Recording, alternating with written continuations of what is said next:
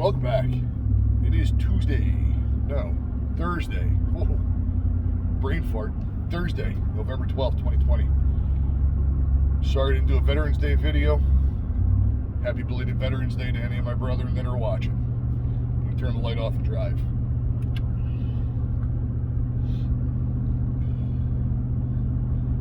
So, preview of a dark winter. I'll give you a little taste. So I still owe you that video. Like I said, we're going to have a sit down face to face about that one.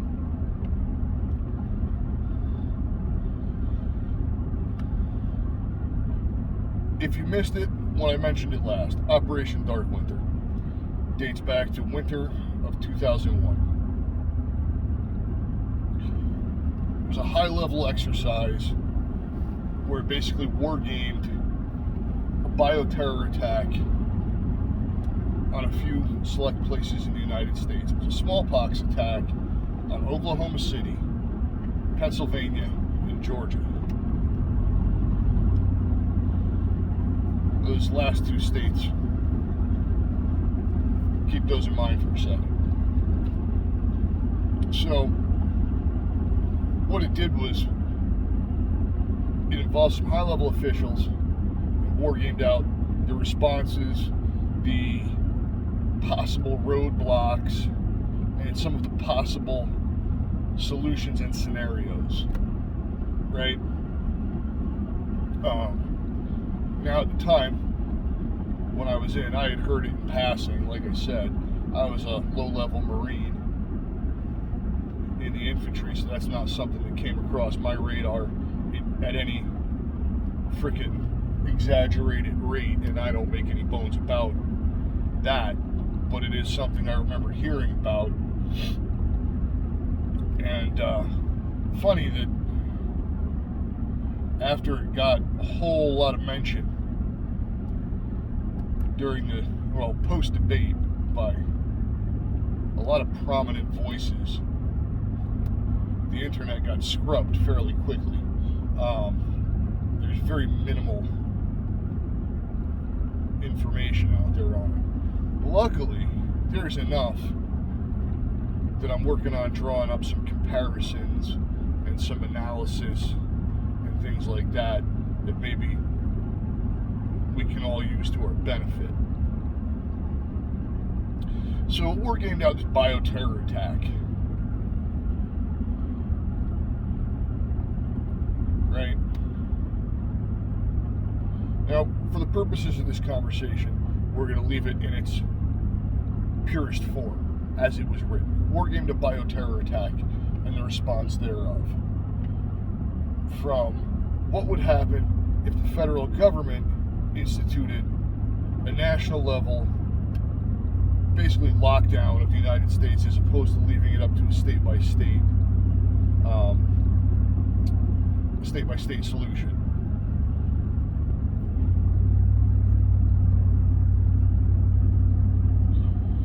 As far as travel restrictions go, as far as resource shortages go, things like that. As far as, media response goes, and how to,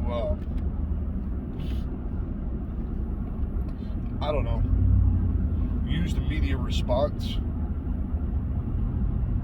to your advantage when it comes to things like forced vaccinations. But again, I don't want to get too deep into the weeds on this in this video. I kind of want to preamble it a little bit, leave you with something to think about before I give you the actual video. So apparently, I missed this one completely yesterday. That doesn't surprise me. I was busier than a one-armed paper hanger at work. And when I got home, I was more concerned with corralling one of the neighborhood cats that I would love to have as a house pet.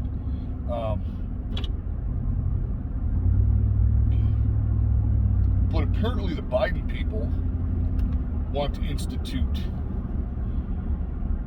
a 6-week lockdown of the entire country when he takes office to slow, squash, mitigate the spread of COVID-19. Now here in Pennsylvania, our numbers have been off the charts, right? The highest that have been reported of positive cases. That can't be because we've got more available testing or anything. No, the disease magically became more contagious in the last 2 weeks, which I'm sorry to say that in a mocking tone because it is possible, right? We all know viruses mutate. So let me equivocate that semi-mocking tone with a little educated response as well. To the point where, you know, our governor is advising us to quarantine for 2 weeks, mandating it if we go to certain states,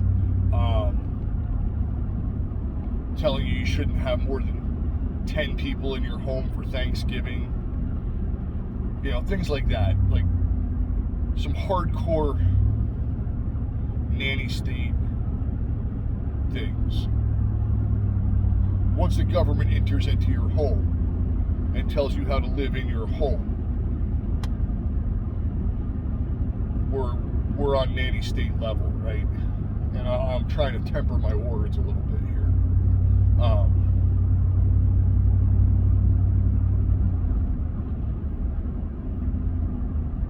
So how do you know? You know, because in some places they want to issue fines for gatherings larger than 8 to 10 people. I think that requires, or that relies heavily on the snitch factor, right? The Karens of the world, if you will.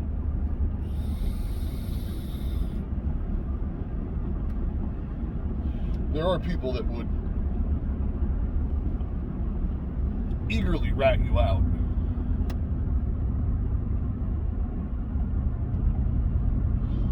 I think there are people that would just as quickly worm their way into your good graces with the intention of ratting you out to Big Brother for, you know, that pat on the back, that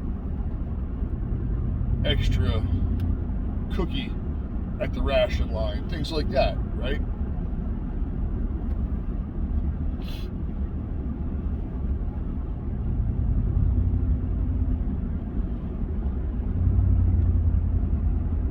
Now, where am I going with this? Right about now, you guys are wondering. So he gave us a little taste on the op. He gave us a little current events.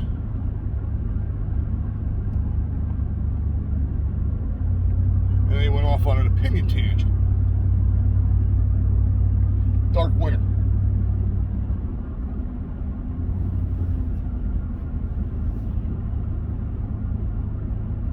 The long and short of the op, or the scenario, was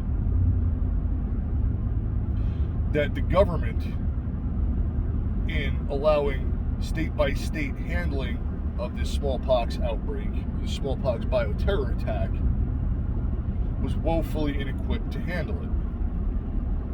That's on a state and federal level. Now, we saw that at the advent,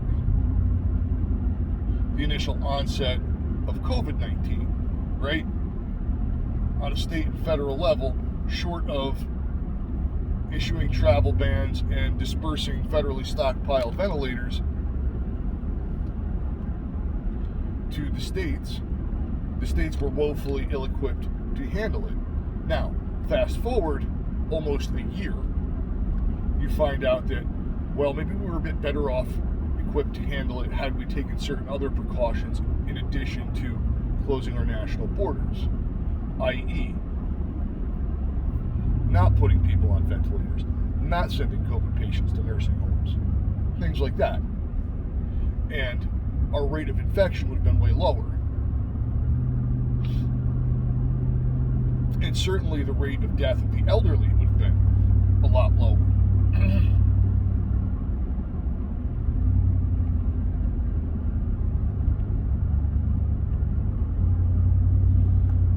So that giant science experiment headed up by Anthony Fauci.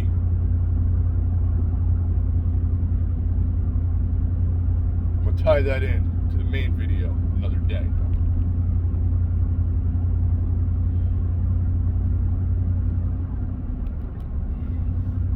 Teaser. Where am I going with this?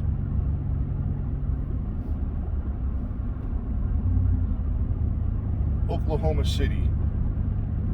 That was shortly after the Oklahoma City bombing in the 90s. So I would imagine that would be a prime locale. I don't know why they chose the places that they did. I would imagine it had something to do with the Oklahoma City bombing. And then at the time, well, no, that predated the DHS. I'm not sure why they chose Pennsylvania or Georgia, but excuse me, Pennsylvania is currently seeing a large number of day-by-day case increases. So that would kind of seem to fit. Texas is another one. It's not Oklahoma City, but Texas, Oklahoma, the jump isn't that far. They're very close together. Or close enough.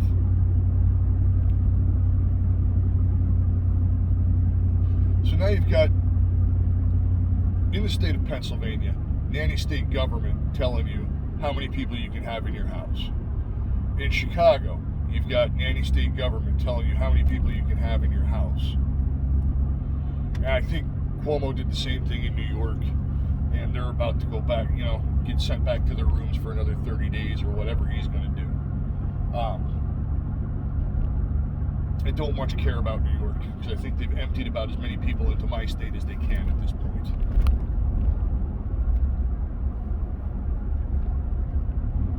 But how do you know if people have large gatherings? Right? It comes down to the whole trust issue. Do you trust your neighbor to not rat you out? Do you trust your neighbor enough to not say, yeah, I'm your friend, but have an ulterior motive?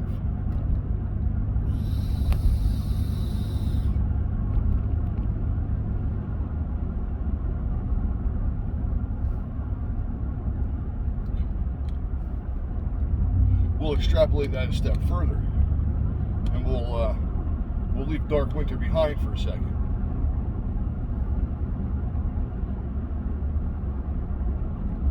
We should all have some semi-established mutual assistance group at this point, right? We should have a MAG. A buddy of mine and I were talking about it when I was on my way into work. That, we need more people. But how do you get more people? How do you know if you can trust more people? How do you know if the people that you think you can trust aren't working their way into your good graces so they can stick a knife in your back? Yeah, that's some tinfoil for you, but it's something to think about.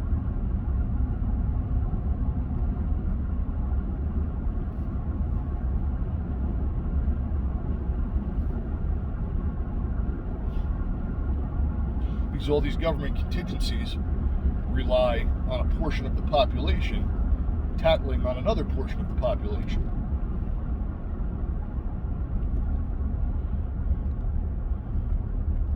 Because, well, government can't be everywhere at once. They can't use their people, their staff, their personnel to be everywhere at once. Right? Who's got kids? Whose kids go to school? Hey, what did you do for Thanksgiving? Oh, we had a big dinner. Everybody came over. Oh, yeah, did you have a lot of people? Oh, yeah, we had the whole family. There was like I don't know, my uncle, my cousins, my grandparents. And before you know it, nanny state's in your house.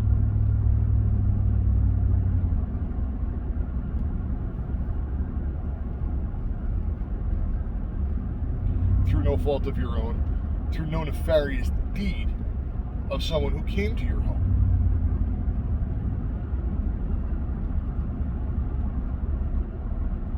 All things to think about.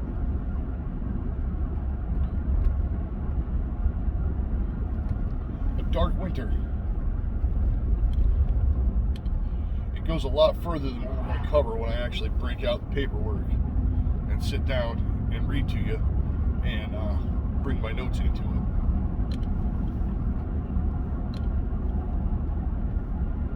Anyway.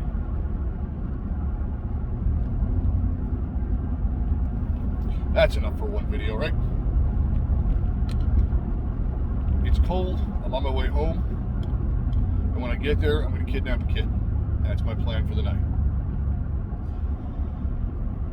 You guys have a good one. Like, share, subscribe. Hash it out in the comments below. And please, again, share. Because I know these videos are being throttled, as do many of my viewers that I talk to on a personal level. So get it out there. You have to know some like-minded people. It's a good way to generate some discussion. Be safe. Watch your six. Out for now.